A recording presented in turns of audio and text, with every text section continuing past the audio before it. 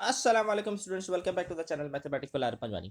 First है mathematics MCQs की series को कंटिन्यू करेंगे। आज हम चैप्टर नंबर 11 ट्राइंगल चैप्टर के एमसीक्यूज को गो थ्रू करेंगे। सबसे पहला एमसीक्यूज है, from the top of the cliff 80 metre high. एक क्लिफ है, 80 मीटर हाइट है उसकी। The angle of depression, angle depression का मतलब नीचे की तरफ देखना। तो इसकी डायग्राम एक बार मैं बना देता हूँ ताकि थोड़ा आइडिया हो जाए।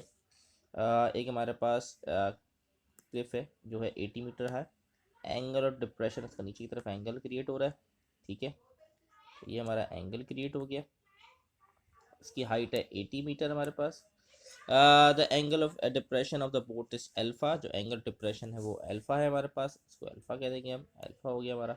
ठीक है, if the distance of the boat and the wood Cliff 80। अच्छा, दोनों का डिस्टेंस जो है आपस में वो है 80√3। ठीक है, ये हमारे पास डेटा बन गया। अब इम्पॉर्टेंट चीज़ ये, हमें फॉर्मूला कौन सा लगा रहा है। ठीक है, ये हमारे पास बेस हो गई, ये हमारे पास परपेंडिकुलर हो गई। ठीक है, और हम एंगल निकालना तो सिंपल टेन का फॉर्मूला अप्लाई करेंगे। Tan alpha perpendicular upon base, इसका फॉर्मूला होता है। Some people have curly brown hair. I hope ये सारी चीज़ें आपको आइडिया होगा इन चीज़ों का। तो ये हमारे पास √3, 80 से 80 कट गया तो क्या बच गया, 1/√3। अब 10 का क्या एंगल होता है कि वो 1/√3 के बराबर, तो 10 30 होता है।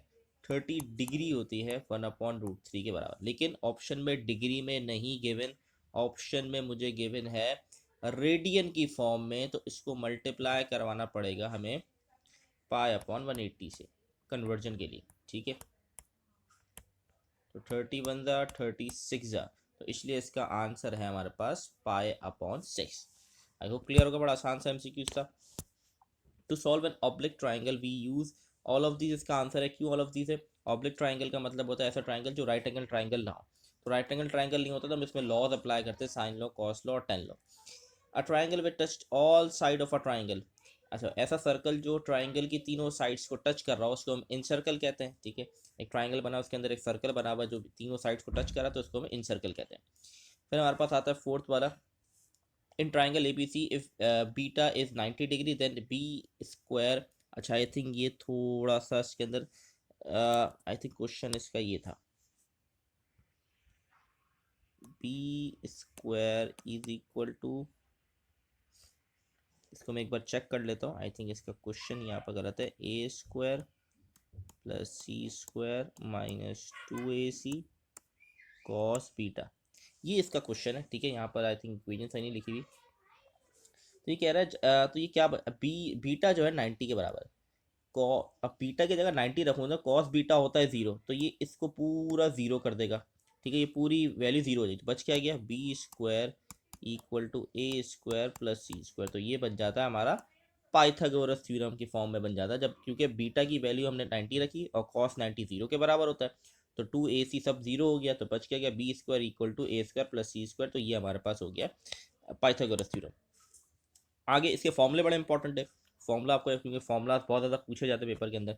इन अ ट्राइंगल ए बी सी, अब ये होल पे रूट है, होल रूट C-S-C/A/S-C/A/C ये साइन बीटा/2 का फॉर्मूला, हाफ एंगल फॉर्मूला।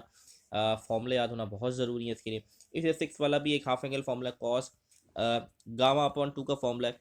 इसका आंसर डी है, S-S-C/A/B। 7 पे आते हैं, तो 7 हमारे पास एस का फॉर्मूला पूछा गया। एस का फॉर्मूला आई होप आप लोगों को पता होना चाहिए। इसका आंसर जो है वो बी है हमारे पास। ठीक है, ये बी हो गया, ये हमारे पास डी है और ये हमारे पास सी है। फिर हमारे पास एक और फॉर्मूला है, S-S-B S-S-A/S-C। तो ये भी है हाफ एंगल का फॉर्मूला, ये है कॉट बीटा/2 का फॉर्मूला। इस तरह 10 एक और हाफ एंगल फॉर्मूला, 10 गामा/2 का फॉर्मूला। तो ये सारे फॉर्मूला बेस है, फॉर्मूले आपको याद होने चाहिए।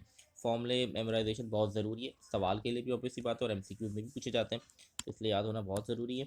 10th, we can solve an obligate triangle if. Obligate triangle कब सॉल्व कर सकते हैं, one side and two angles given तब भी सॉल्व हो सकता है, तीनों साइड्स गिवन हो तब भी सॉल्व कर सकते हैं, दो साइड और उसका एक एंगल गिवन तब भी हम सॉल्व कर सकते हैं। इसीलिए इसका आंसर है ऑल ऑफ दीज।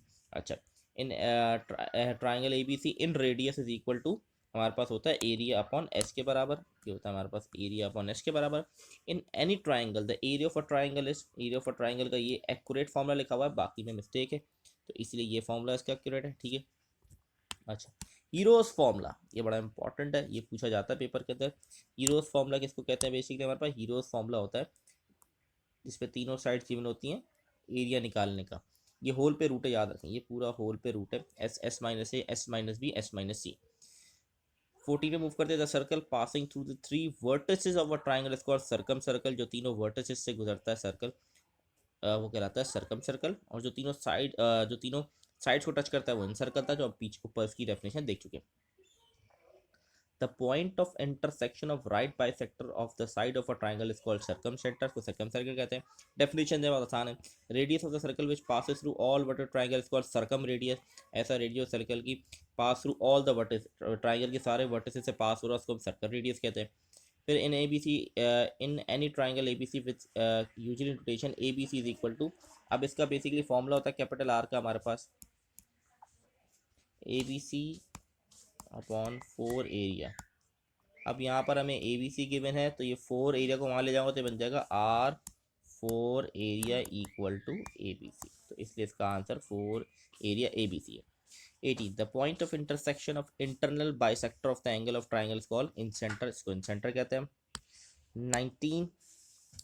19 बेसिकली इस तरह का आपने क्वेश्चन भी एक सॉल्व किया होगा, लेकिन उसके अंदर किस तरीके से लिखा था मैं बताता हूँ। R1 ratio capital R ratio, और आपको प्रूफ करना था, ऐसी कुछ इस तरीके का सवाल था जिसमें आपको रेशो इस तरीके से गिवन थे। यहाँ पर आप देखिए इसको उल्टा करके लिखा गया, पहले स्मॉल आर है, फिर कैपिटल आर है, फिर R1 है, तो इसीलिए इसका आंसर 1:2:3। तो याद रखिएगा ये चेंज हो सकता है पेपर के अंदर, तो इसको ध्यान से बिल्कुल कीजिएगा। अब आते हैं हम लास्ट एमसीक्यूज के ऊपर। Circum radius, circum radius basically capital R को हम कहते हैं, ये वर्डिंग भी याद होना बहुत ज़रूरी है। सरकम रेडियस कहते हैं कैपिटल आर को। इस तरह से क्वेश्चन भी पूछे जा सकते हैं कि find circum radius of the following, और एमसीक्यूज भी पूछा जा सकता है, तो इसका answer A B C upon 4 area. तो ये हो गया हमारे चैप्टर नंबर 11 के एमसीक्यूज। आई होप क्लियर हो गया। इंशाल्लाह नेक्स्ट वीडियो के अंदर नेक्स्ट चैप्टर में गो थ्रू करें, तब तक के लिए अल्लाह।